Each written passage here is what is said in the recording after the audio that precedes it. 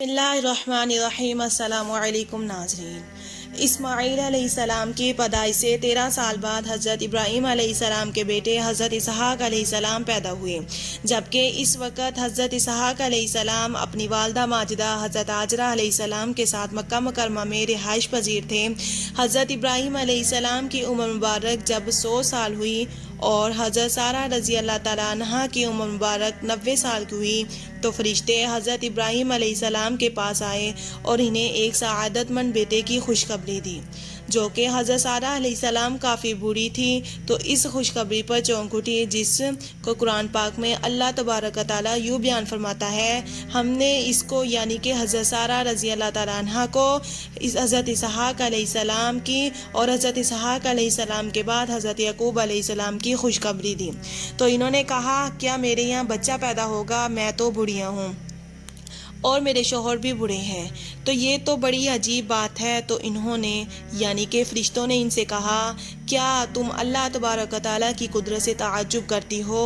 اے اہل بیت، تم پر اللہ کی رحمت اور اس کی برکتیں ہیں۔ معزز ناظرین، چنانچہ جس سال حضرت ابراہیم علیہ السلام نے خانہ کعبہ کی تعمیر کی، اسی سال حضرت اسحاق علیہ السلام پیدا ہوئے۔ اللہ تبارک و تعالیٰ قرآن پاک میں یوں ارشاد فرماتا ہے: اور ہم نے انہیں اسحاق علیہ السلام اور یعقوب علیہ السلام بخشے اور ان کی اولاد میں پیغمبری اور کتاب مقرر کر دی، اور ان کو دنیا میں بھی ان کا صلہ عنایت کیا اور آخرت میں بھی لوگوں میں ہوں گے۔ حضرت اسحاق علیہ السلام کی پیدائش پر ہی ختنے کا حکم آیا، چنانچہ حضرت ابراہیم علیہ السلام نے حضرت اسحاق علیہ السلام اور حضرت اسحاق علیہ السلام کا ختنہ کروایا۔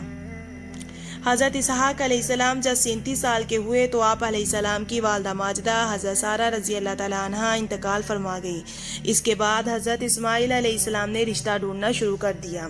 حضرت ابراہیم علیہ السلام نے اپنے بیٹے نحور کے بیٹے کی بیٹی رقبہ سے حضرت اسحاق علیہ السلام کی شادی کرا دی۔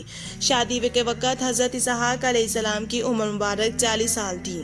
خدا کی قدرت کہ شادی کے 20 سال بعد ان کی کوئی اولاد نہ ہوئی، پھر آخر کار حضرت اسحاق علیہ السلام نے اللہ تبارک و تعالیٰ کی بارگاہ الہی میں گر گرا کر اولاد کی دعا کی، جو کہ اللہ پاک نے قبول فرمائی، اور بالآخر 60 سال کی عمر میں حضرت اسحاق علیہ السلام کو اللہ پاک نے جڑواں بچوں سے نوازا۔ پیدائش کے اعتبار سے جو بڑا بیٹا تھا اس کا نام عیسو رکھا گیا اور دوسرے بیٹے کا نام یعقوب علیہ السلام رکھا گیا۔ جوان ہو کر عیسو بڑا نمور شکاری بنا، جبکہ حضرت یعقوب علیہ السلام نے غلہ بانی کا پیشہ اختیار کر لیا۔ آخری عمر میں حضرت اسحاق علیہ السلام نابینا ہو گئے تھے۔ ان کے دونوں بیٹے والد کی بہت خدمت کرتے تھے۔ عیس اکثر اپنے والد حضرت اسحاق علیہ السلام کو شکار کا گوشت لا کر کھلاتا تھا۔ ایک دن حضرت اسحاق علیہ السلام نے خاص فرمائش کی کہ مجھے شکار کا گوشت کھلایا جائے۔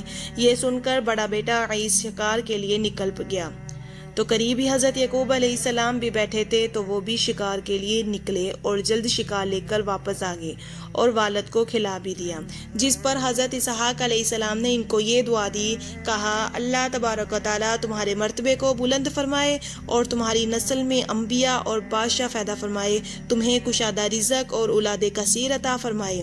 معزز ناظرین، کچھ دیر کے بعد بڑے صاحبزادے شکار کا گوشت لے کر آپ کی خدمت میں حاضر ہوئے اور تناول فرمانے کی درخواست کی، جس پر حضرت اسحاق علیہ السلام کو بڑا تعجب ہوا اور وہ بولے اے بیٹے یہ کیا ہے؟ عیس نے کہا کہ وہ شکار کا گوشت ہے جس کی آپ نے مجھ سے فرمائش کی تھی۔ حضرت اسحاق علیہ السلام مزید حیران ہو کر فرمانے لگے وہ تو تم کچھ دیر پہلے ہی مجھے کھلا چکے ہو۔ یہ سن کر عیس نے کہا ابا جان، میں تو ابھی شکار کا گوشت لے کر آپ کی خدمت میں حاضر ہوا ہوں، جس سے پہلے تو میں نے آپ کو کوئی گوشت نہیں کھلایا۔ حضرت اسحاق علیہ السلام سمجھ گئے کہ وہ چھوٹے بیٹے یعقوب علیہ السلام لائے ہوگے، چنانچہ آپ علیہ السلام نے عیس کے لائے ہوئے کھانے کو بھی تناول فرمایا اور اسے دعا دی کہ تمہاری نسل سرسبز و شاداب زمین میں خوب بھلے پھولے، ان کے پھلوں اور رزق میں اللہ تبارک و تعالیٰ خوب برکت عطا فرمائے۔ اب عیس اپنے بھائی سے سخت ناراض رہنے لگا، تو حضرت اسحاق علیہ السلام نے اپنے بیٹے یعقوب علیہ السلام کو حکم دیا کہ تم فوری طور پر شام چھوڑ کر اپنے ماموں کے پاس حیران چلے جاؤ۔ حضرت یعقوب علیہ السلام کا نام اسرائیل کیسے پڑا، اس پر بھی دو طرح کی روایات ملتی ہے۔ ایک تو یہ ہے کہ جب حضرت یعقوب علیہ السلام نے ملک شام سے حران کی طرف ہجرت کی اور آپ علیہ السلام دن کو چھپ جاتے اور رات کو سفر کرتے تھے، اس وجہ سے آپ کا نام اسرائیل پڑ گیا۔ اسرا رات کو چلنے والا اور ایل کے معنی دوست کے ہیں۔ آپ علیہ السلام جو کہ رات کا سفر اختیار کیا تھا، اس لیے آپ کا نام رات کا سفر کا دوست پڑ گیا۔ دوسری روایت یہ ہے کہ جب آپ علیہ السلام نے حران کی طرف ہجرت کی تو راستے میں ندی پار کرنے سے پہلے آپ علیہ السلام ایک آدمی سے گتم گتا ہو گئے۔ ساری رات کشتی ہوتی رہی لیکن کوئی فتح یاب نہ ہوا۔ اس بنا پر صبح اس آدمی نے آپ علیہ السلام کا نام اسرائیل یعنی اللہ کا بندہ رکھ دیا۔ کہا جاتا ہے وہ آدمی نہیں بلکہ اللہ تبارک و تعالیٰ کا بھیجا ہوا ایک فرشتہ تھا، اس لیے حضرت یعقوب علیہ السلام کی آل اولاد کو بنی اسرائیل کہا جاتا ہے۔ حضرت یعقوب علیہ السلام کی 2 بیویوں اور 2 باندیوں سے 12 بیٹے اور 1 بیٹی پیدا ہوئی۔ بیٹی کا نام دینا تھا۔ حضرت یعقوب علیہ السلام نے لبان کی 2 بیٹیوں لیا اور راحل سے شادی کی تھی۔ لیا بن لبان سے حضرت یعقوب علیہ السلام کے 6 بیٹے پیدا ہوئے اور ان کے نام روبیل، شمون، لاوا، یود، جسکار۔ راحل بن لبان سے حضرت یعقوب علیہ السلام کے 2 بیٹے پیدا ہوئے، حضرت یوسف علیہ السلام اور بنیامین۔ بلہ باندی سے بھی حضرت یعقوب علیہ السلام کے 2 بیٹے پیدا ہوئے، دان اور نفتالی۔ اسی طرح زلفی باندی سے بھی 2 ہی بیٹے پیدا ہوئے، جان اور عاشق۔ یہ سب فلسطین میں آباد تھے، لیکن حضرت یوسف علیہ السلام جب عزیز مصر بنے تو بے شمار اسرائیل مصر میں جا کر آباد ہو گئے۔ اسی دوران بہت سے پیغمبر نے بھیجے گئے جن میں حضرت ایوب علیہ السلام بہت مشہور گزرے ہیں۔ بنی اسرائیل ایک طویل اور شاندار حکمرانی کے بعد نبطیوں کے غلامی میں آ گئے تھے۔ ان کو اس غلامی سے حضرت موسیٰ علیہ السلام نے آزاد کروایا اور بنی اسرائیل کو لے کر حضرت موسیٰ علیہ السلام بحیرہ حمر کے پاس پھر سے فلسطین میں لے آئے۔ حضرت موسیٰ علیہ السلام کے بعد آپ علیہ السلام کے بھائی حضرت ہارون علیہ السلام وہاں پیغمبر اور بادشاہ بنے۔ پھر ایک بہت طویل عرصے تک بنی اسرائیل نے فلسطین پر حکومت قائم رکھی۔ اس دوران ان پر اللہ تبارک تعالیٰ کا خاص کرم تھا، بلکہ یہ اللہ تبارک تعالیٰ کی لاڈلی قوم ہونے کا دعویٰ بھی کرتے تھے، اور دعویٰ کیوں نہ کرتے، اللہ تبارک تعالیٰ نے ان پر من و سلوہ جیسی نعمتیں جو اتاری تھی، لیکن یہ قوم بڑی بے قدری تھی۔ اللہ تبارک تعالیٰ نے سینکڑوں نبی ان کی اصلاح کے لیے بھیجے، جن میں سے کچھ کا انکار کیا گیا اور کچھ کو قبول کیا گیا، اور بعض میں ان لعنتیوں نے شہید کر دیا گیا۔ قرآن کریم میں ارشاد بارہ تعالیٰ ہے، جو لوگ اللہ تبارک و تعالیٰ کی آیات سے کفر کرتے ہیں اور ناحق نبیوں کو قتل کر ڈالتے ہیں، اور جو لوگ عدل و انصاف کی بات کہیں تو انہیں بھی قتل کر ڈالتے ہیں، تو اے نبی صلی اللہ علیہ وسلم انہیں دردناک عذاب کی خبر دے دیجیے۔ معزز خواتین و حضرات، تفسیر روح المانی میں باروایت ابن حاکم اس آیت کی تفسیر خود حضور اکرم صلی اللہ علیہ وسلم سے مروی ہے۔ آپ صلی اللہ علیہ وسلم نے ارشاد فرمایا کہ بنی اسرائیل نے ایک وقت میں 43 نبیوں کو شہید کر ڈالا۔ جب ان کو سمجھانے کے لیے 100 بزرگ کھڑے ہوئے تو ان کا بھی کام تمام کر دیا۔ معزز ناظرین، اس کے بعد بنی اسرائیل کے 2 باپ بیٹوں حضرت داؤد علیہ السلام اور حضرت سلیمان علیہ السلام کو اللہ پاک نے عزت بخشی، اور وہ اللہ تبارک و تعالیٰ کی برگزیدہ پیغمبر اور فلسطین کے بادشاہ بنے۔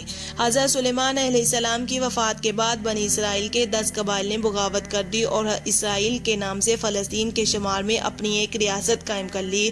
پھر 537 قبل مسیح میں بابل اور نینوا کے حکمرانوں نے فلسطین پر حملہ کر دیا، تو انہوں نے بڑے پیمانے پر اسرائیلیوں کو قتل کیا اور لاکھوں کی تعداد میں ان کو اپنا غلام بنا کر ساتھ لے گئے۔